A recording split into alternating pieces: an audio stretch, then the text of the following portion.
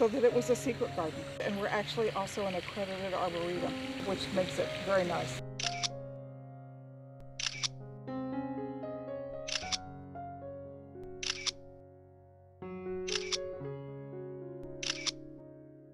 Hello， 大家。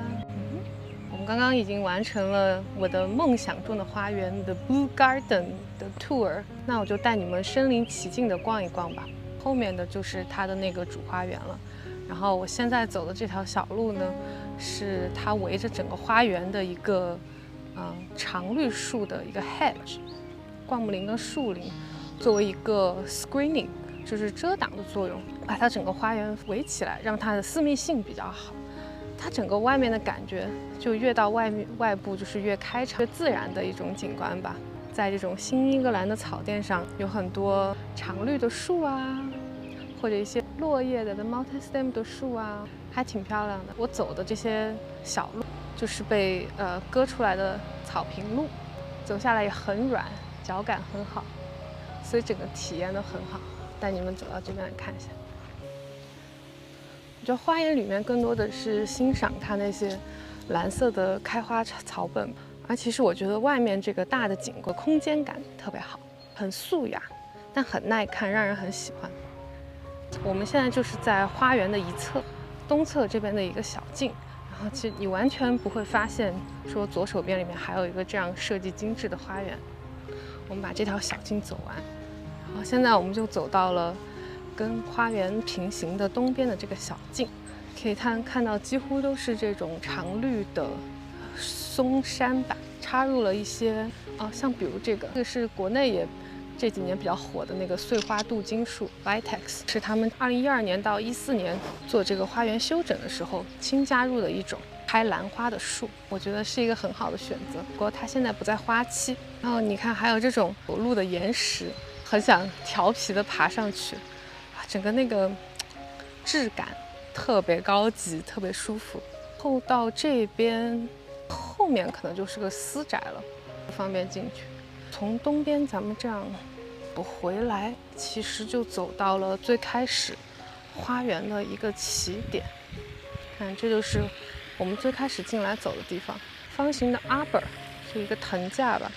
这边走过来其实就是刚刚我们走进来的地方。哇，这个天好美啊！看，这就是我们刚刚开车进来，然后停在也是一片割过的草地上，然后只有几辆车的位置。然后这边过来就是刚刚接待我们的地方。本来设计出来是用来作为一个温室养植物的，然后现在因为要接待客人嘛，然后所以就变成了一个接待中心。可以在里面看关于这个花园2012年到14年整修的一个影片记录过程。这原来是栀子花吗？看一下，好香呀！那就让你们跟我再进去走一次花园吧，因为我觉得真的很美。好，我们现在回到了正门进来的这个草坪，听到水声了吗？这就是这个 Blue Garden 有名的这个 Blue Pool， 还专门给它定制的是蓝色的瓷砖。我们慢慢从它的一侧这样走吧，先大概看一眼。其实它是一个就很规矩的那个什么新古典式的这种布局吧，非常的经典平衡，然后很对称，基本上可以分为一个3段式吧。第一段就是这个蓝色的喷泉池搭配两边有没有这种长条的花径，花径中间是可以通人的。然后这个里面的植物呢，大花飞燕草 Baptisia 不记得中文是什么， Boxwood 是黄杨木嘛，也就是那种胖胖的圆圆的灌木，然后有薰衣草，有 Blue Flower 是桔梗花的一种，还有更多的不同品种的飞燕草，各种颜色，浅蓝、深蓝。本来这个季节是应该有很多的 Bachelor Spartans， 就是矢车菊，但今年他们订购的在苗圃那边整个就 fail 了，就是没有长好，所以算是今年的一个遗憾吧。说完第一个部分，然后第二个部分我们可以待会儿看到，就是在睡莲池的那个第二房间，也是它的第二个部分。当然就有睡莲了，还有一些我们看不到的，可以待会儿再讲。然后第3个部分就是最后，其实是我视频刚开始站在背后的那个地方，是一个爬满了紫藤的一个弧形的藤架。好，那我们进去走一走。先还是看到不同的大花飞燕草，你记得吗？我家也养了这个颜色，特别漂亮。然后你看这个长得多高，跟我人差不多高了，是一个纯正的紫色。然后这边有纯正的蓝色的，还比较小。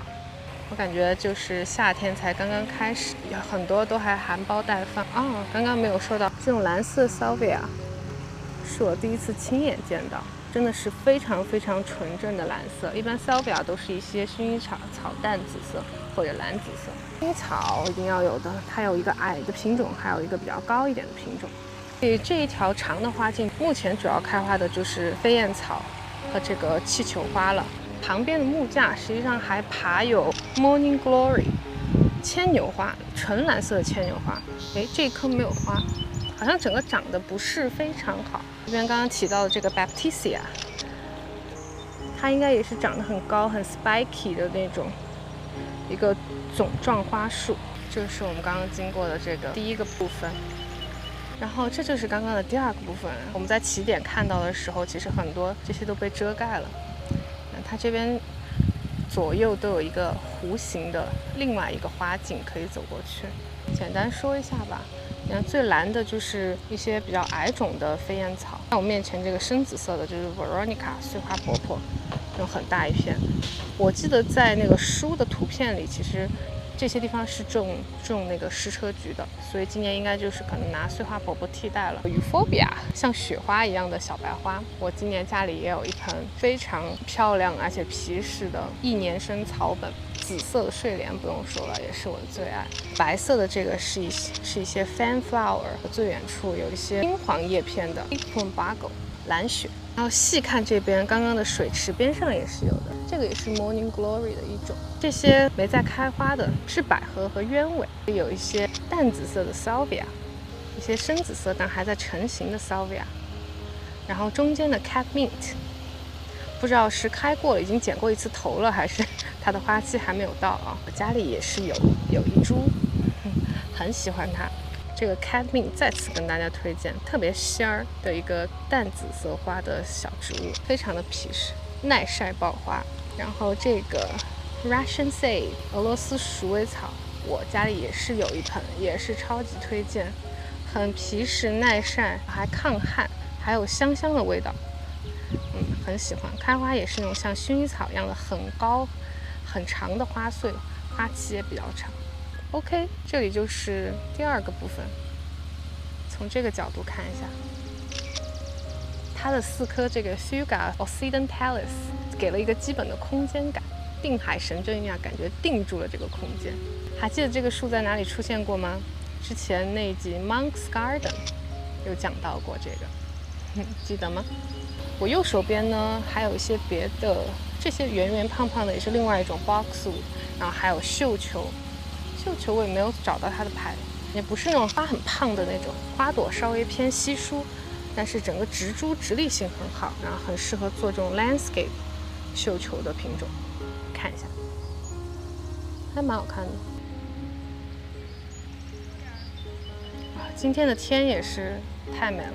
OK， 然后我们来到这第3个房间，这个是耗费了一个很大人力物力，重新按照之前奥姆斯特德的设计修复出来的一个弧形的廊架，然后中间还是继续用这种偏罗马式、希腊式的这种圆柱，然后上面是木架构，然后爬上了紫藤。下面这个花池种的是大家都很爱的蓝雪花，中间就是这个整个花园水系的一个源头。上去看一下，来到这个花园最高的顶点，也是算是它的尽头吧。不好意思，有点吵，他们在那个除草。紫藤好像已经开败了。站在最高点，看这个最完整的 view。中间也是专门定制的蓝色涂漆的陶盆，我觉得这个颜色选的也是非常漂亮的。可以看到整个水系就是从我的脚下这样涓涓细流，沿着这样一个蓝色瓷砖铺就的小溪流过睡莲池，最后流到这个有喷泉的 Blue Pool， 然后给整个花园增添很多生机。在书里面有写到奥姆斯特德他们第1版设计的这个 Blue Pool 其实里面是种满花的，然后后面改成一个水景，也是蛮有趣的一个小细节吧。好了，大概就是这样，一个小小的花园。最开始咱们就是在外面这些常绿树的树丛当中徜徉，然后慢慢走进来，感觉怎么样？